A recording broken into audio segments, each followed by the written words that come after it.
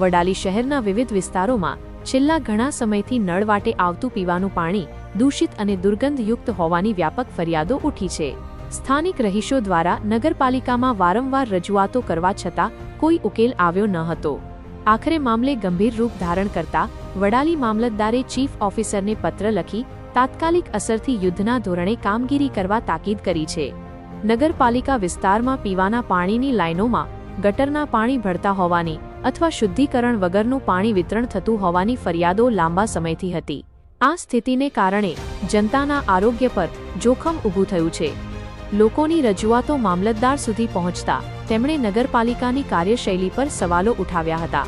મામલતદારે સ્પષ્ટપણે જણાવ્યું કે વારંવારની રજૂઆતો છતાં પાલિકા દ્વારા કોઈ નક્કર કાર્યવાહી કરવામાં આવી નથી, જે વહીવટી શિથિલતા દર્શાવે છે। મામલતદારે ચીફ ઓફિસરને પાઠવેલા પત્રમાં સ્પષ્ટ સૂચના આપી છે કે માત્ર કાગળ પર નહીં પણ ગ્રાઉન્ડ લેવલ પર પરિણામ દેખાવું જોઈએ। તેમણે તાત્કાલિક સ્થળ તપાસ કરીને દૂષિત પાણીની અસર ધરાવતા વિસ્તારોમાં પરિસ્થિતિનો તાગ મેળવવા આદેશ કર્યો છે। વધુમાં જ્યાં સુધી લાઇનો શુદ્ધ ન થાય ત્યાં સુધી નાગરિકોને શુદ્ધ પાણી માટે તાત્કાલિક ટેન્કરો દ્વારા પીવાનું પાણી પૂરું પાડવા જણાવ્યું છે।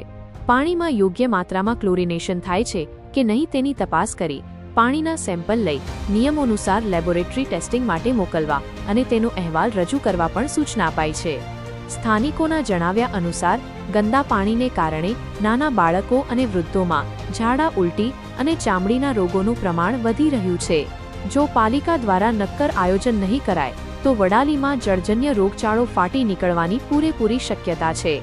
મામલતદારે આ મામલે ચીફ ઓફિસર પાસેથી સમગ્ર કામગીરીનો વિગતવાર અહેવાલ પણ મંગાવ્યો છે।